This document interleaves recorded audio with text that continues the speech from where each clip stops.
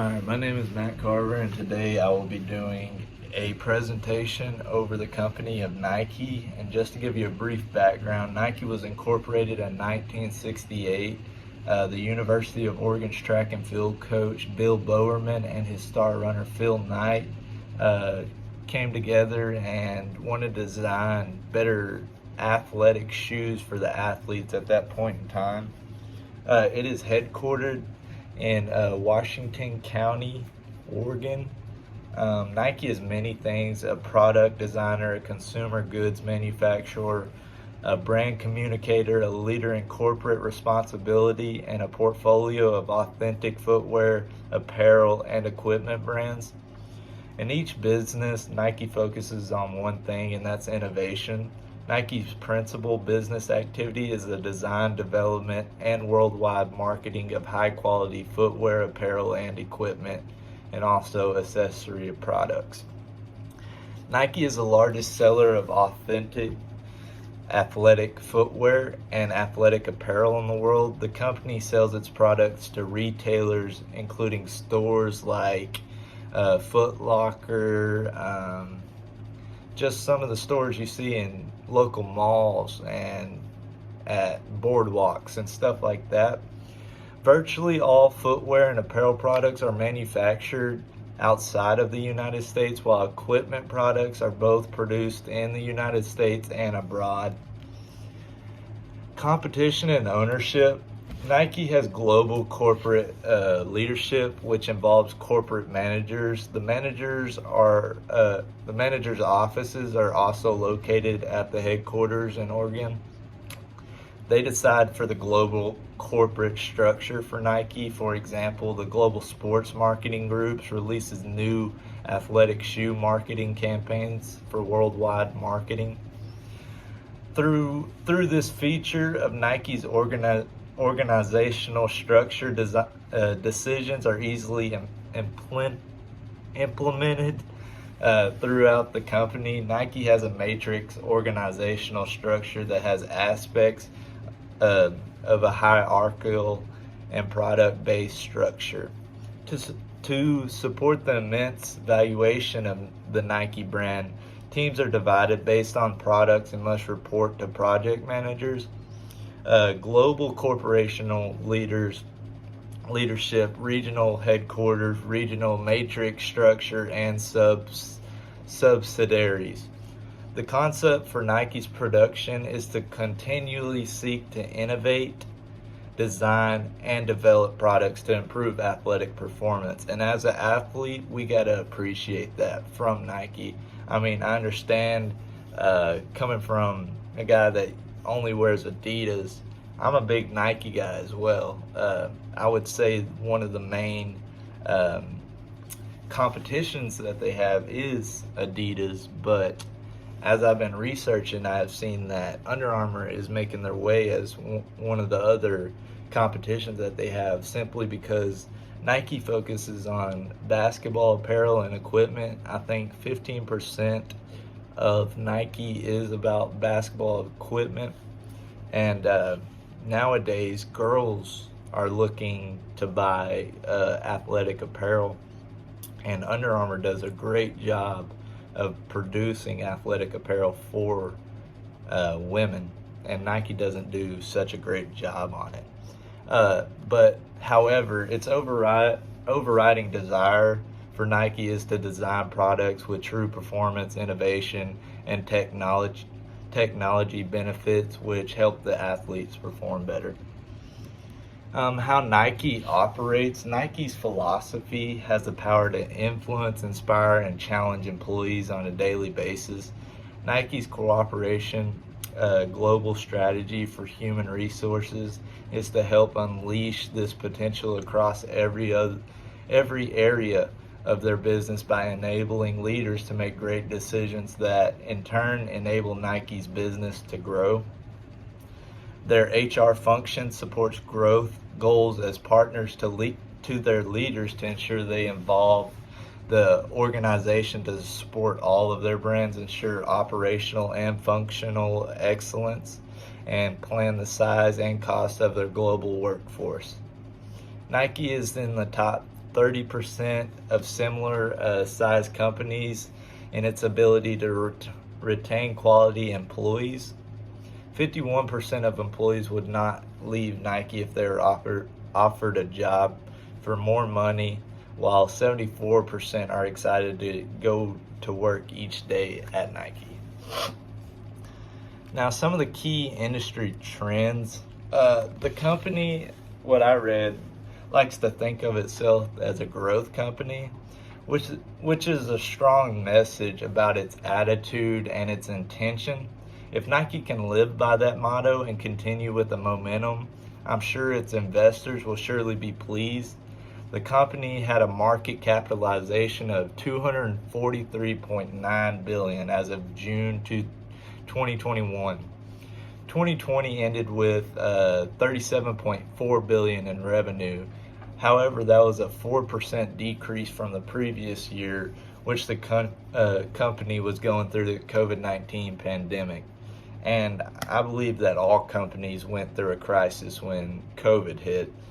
But Nike did an okay job. A 4% decrease, yeah, that's pretty bad. But through that time, I mean, you were just trying to get by, honestly. And Nike is poised for continued growth, which should have an impact on the company's share price. That's because it is consistently focused on product and marketing innovation.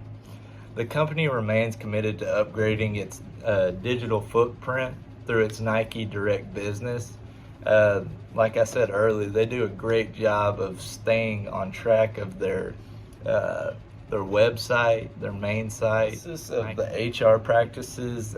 They got a pretty simple HR process where they look to reduce the costs per hire and improve the overall quality of talent hired into the business. And they are able to achieve this through their job partners who provide Nike with the e-recruitment and solutions which enable the recruitment process to be effective and a lot quicker. The analysis of the company's marketing strategy, the number one thing they focus on is positioning products carefully. The co-founder, Billy Bowerman of Nike, he said a quote, and I read it and I wrote it down. A shoe must be three things. It must be light, comfortable, and it's got to go the distance. And you can't say anything better about a shoe. I mean, that makes it all up right there. The second thing they focus on is sell touching stories instead of amazing products.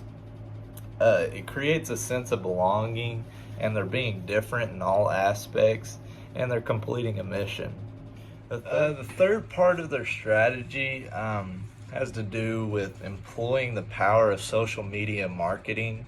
They like to collab with high profile people such as like athletes, stars like LeBron James, Kyrie Irving, old MJ, Michael Jordan. They do this to, I mean, everyone knows LeBron James and Michael Jordan. They're gonna want what they have. So this brings excitement into the whole company. So that's where they get most of their profit and all their buying from. Also, they like to use generated content, and they distribute storytelling across social media channels, like I said before. The fourth part of their strategy is assure easy and exciting access to online purchasing. John Donahoe, the Nike CEO now, has a quote, and it says, digital is fueling how we create the future of retail. And that's pretty powerful itself.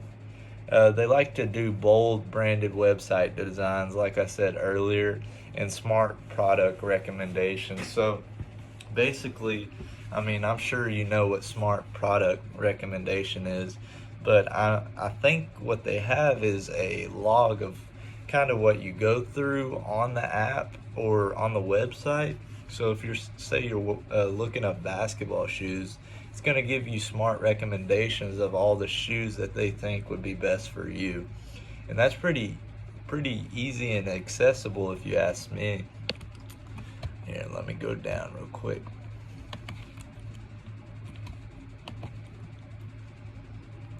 The analysis of the company's finances and financial management.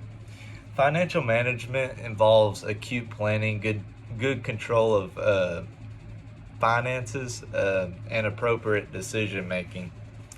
The financial model that Nike adopted in the fall, a year before I was born, in 2000, was much different from the one they had before. The design came up was centered on lower octane revenue growth.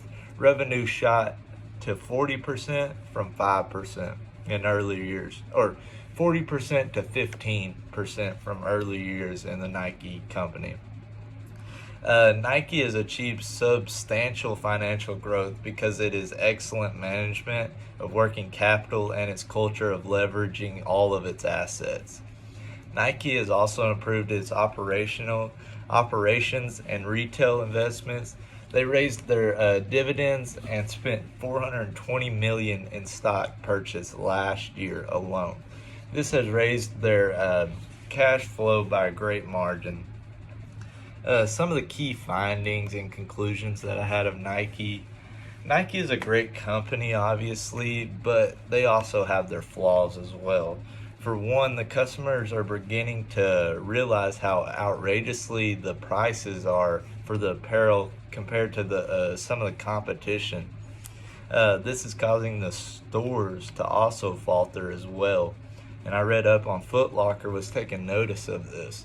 And some of the Foot Lockers aren't going to be carrying Nike products anymore.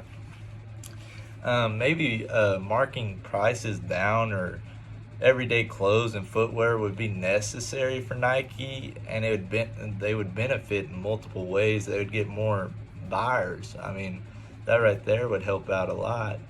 Women's brands are starting to excel, like I said earlier, in today's world, and Nike lacks a lot when it comes to apparel for women.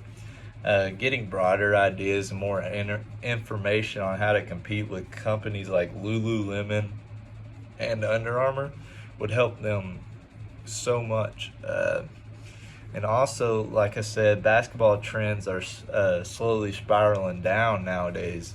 So, and stores like Foot Locker are taking notice. 12 to 14% of Nike is basketball gear. So I was right around there. And clothing. And if they did not have the Jordans, they would be in a hurt of trouble for that company, because Jordan sells most of Nike's products are sold because of Jordan.